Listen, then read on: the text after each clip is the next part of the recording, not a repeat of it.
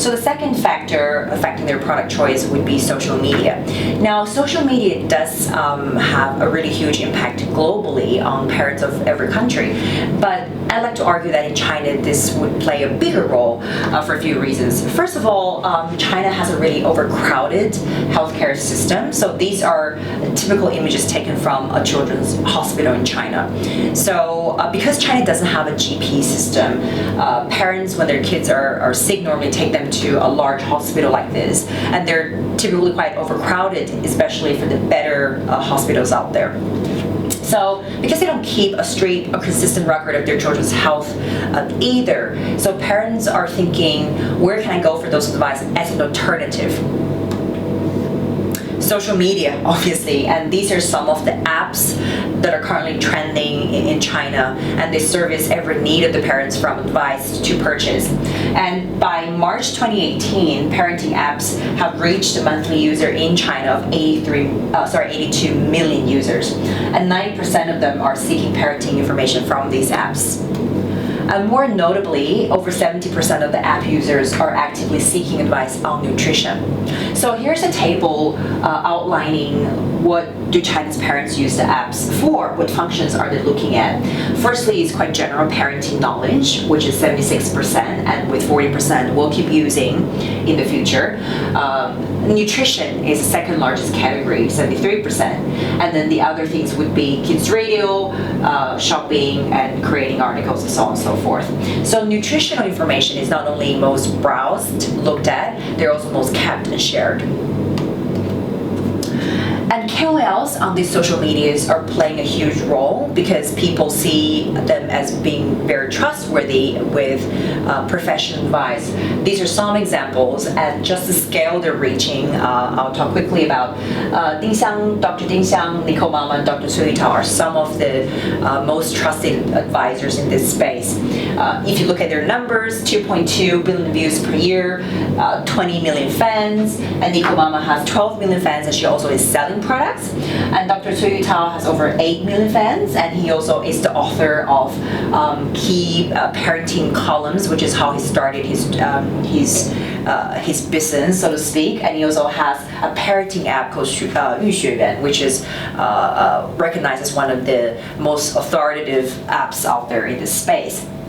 So these KOLs are really trusted, but at the same time, because internet doesn't really offer authentication process as strictly as standard media would, there are still concerns about the advice people are getting, because this is really a WebMD situation. So these are screenshots of some moms getting advice on the internet or looking at articles put up by, say, other moms, or because anyone can really put up anything they want on the internet saying, is this information real? Is this actually, have I been doing the wrong things to my children? So this is a KOL actually offering advice on the advice. So in the long term, even though these KOLs are going to still be quite a key source of information, but because every person can create content like this, it might become a situation of moms not knowing how to verify their information. So what does that mean for products in this space, or for nutritional products entering into the kids segment? I think three things we can look at, which are going to affect how that plays out.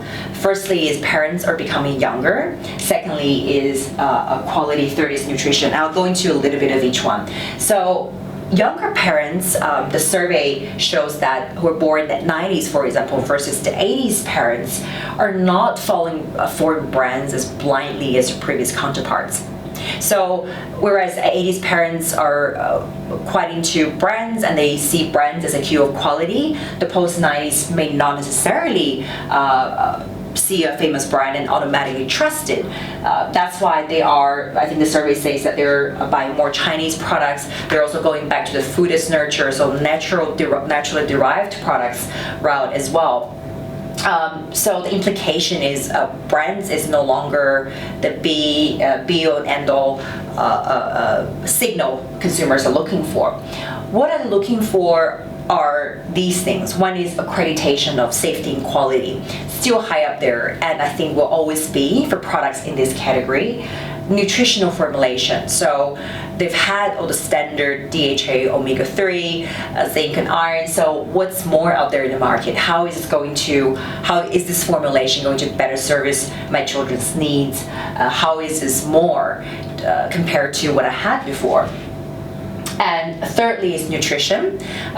Nutrition information, people may not really read it, but more and more consumers are reading the nutritional information on the package. So they're not only looking at whether children like, because it has a bright packaging or a nice little animal printed on it. They're actually looking at what's going into their kids' product. And I think accreditation, nutritional formulation, and actual nutritional content in fact will keep supporting parents' buying decision in the next years to come.